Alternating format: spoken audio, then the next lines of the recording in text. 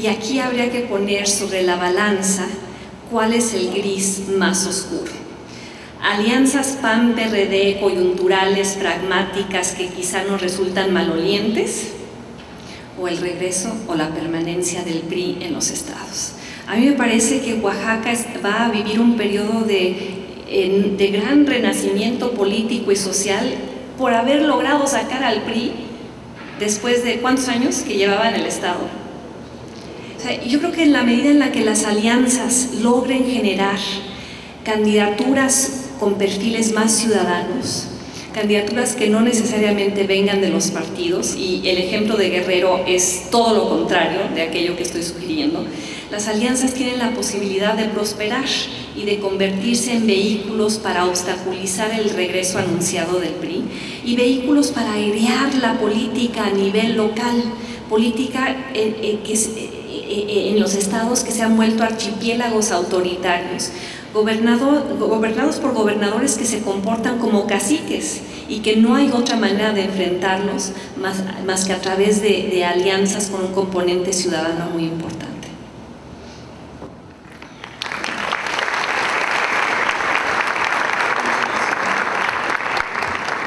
Siguiente pregunta, por favor. Buenas noches, mi nombre es Víctor López Martínez, soy estudiante de Derecho de segundo semestre de la Universidad de Anáhuac Mayap.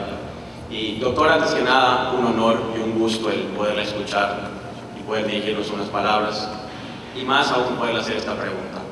Quiero que sepa que aunque yo no converja y yo no esté de acuerdo muchas veces con su ideología o con su forma de pensar, yo le respeto y le admiro, y creo que es una cualidad que debemos de aprender pues los jóvenes y muchos más los que nos queremos dedicar a la administración pública y a la vida política.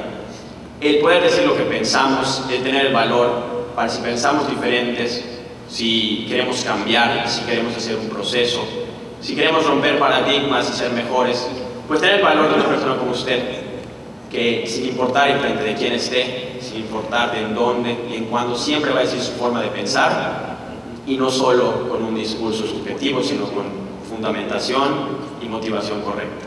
Mi pregunta es la siguiente. Para usted, doctora, ¿cuál sería el modelo político, la orientación que debe tomar el país, y sobre todo, por la naturaleza de nosotros los jóvenes, que somos asociativos, cualidades que debe tener el político, administrador público, para usted?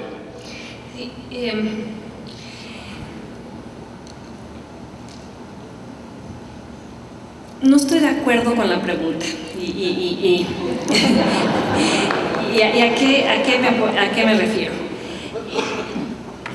Creo que lo que tenemos que cambiar en México es el andamiaje institucional de nuestro sistema político, las reglas que rigen nuestro sistema político, porque esas reglas son las que generan políticos como los que tenemos.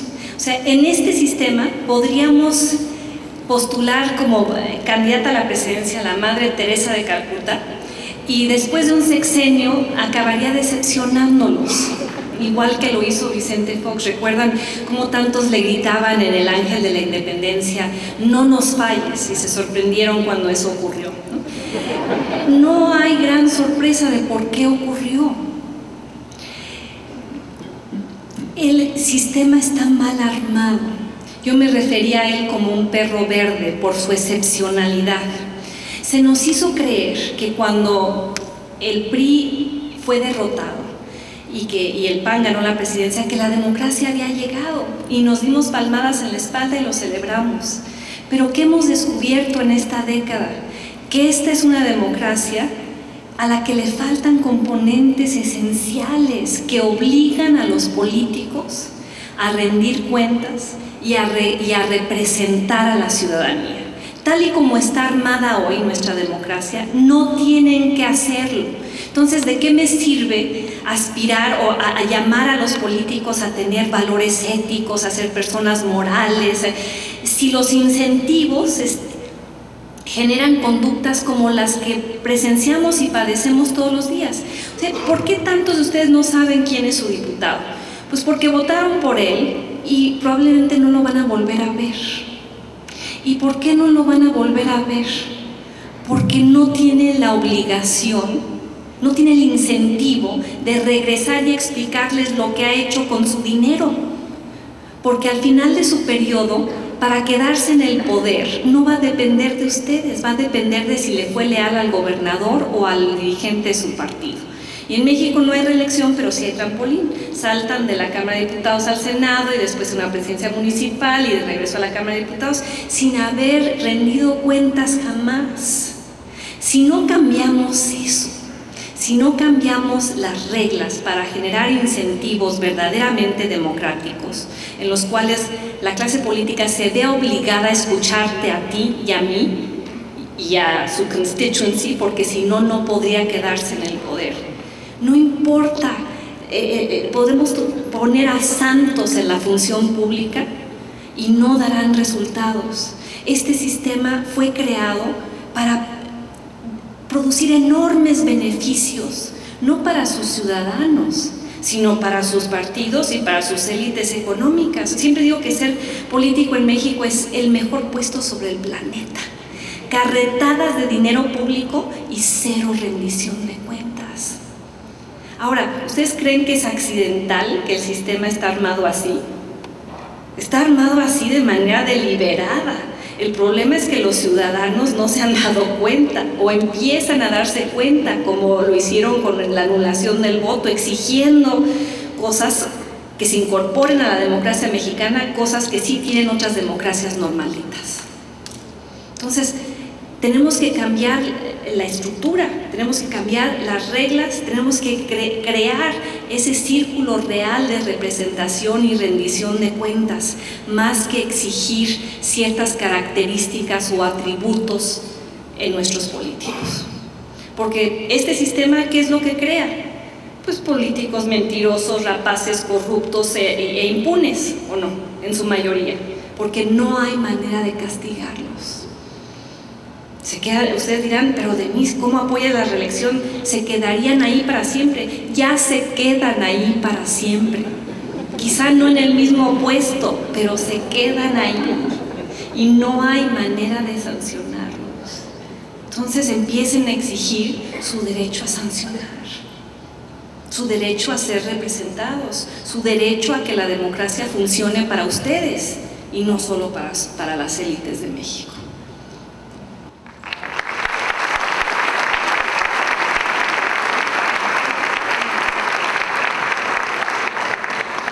Una más, por favor. Ofrecemos una disculpa pública para las dos personas que están esperando. Con gusto le podemos hacer llegar las preguntas por medio de correo electrónico y estoy seguro que las responderán. Está bien. Adelante, entonces. 3 preguntas, las 3 únicas. Muchas gracias. Muy buenas noches, doctora. Jaime Acopa, estudiante de Derecho de la Universidad Autónoma de Yucatán. Durante el nombre de la conferencia pues es la visualización de México durante este 2011. El primer domingo de julio se celebrarán elecciones en el Estado de México. ¿Cuál es el panorama que usted ve en esas elecciones que muchos analistas políticos consideran antesala del proceso electoral del 2012? ¿Ve la posibilidad de una alianza que pueda ganar al candidato de Peña Nieto? Yo creo que la única manera de parar lo que ya es una victoria anunciada del PRI en el Estado de México hubiera sido a través de una alianza. Pero López Obrador la vetó, eligiendo como candidato suyo a Alejandro Encinas, y Alejandro Encinas ha dicho que no va a aceptar la idea de la alianza.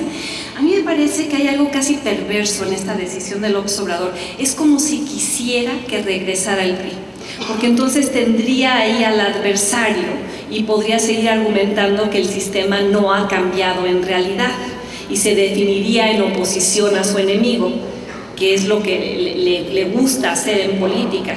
Lamentablemente, al no existir la posibilidad de la alianza, y sobre todo con los cambios a las leyes electorales que Peña Nieto logró instrumentar, con la anuencia del Congreso doblegado de su estado, recortando los periodos de campaña y en fin una serie de medidas a modo que le darán mayor fortaleza electoral al priismo.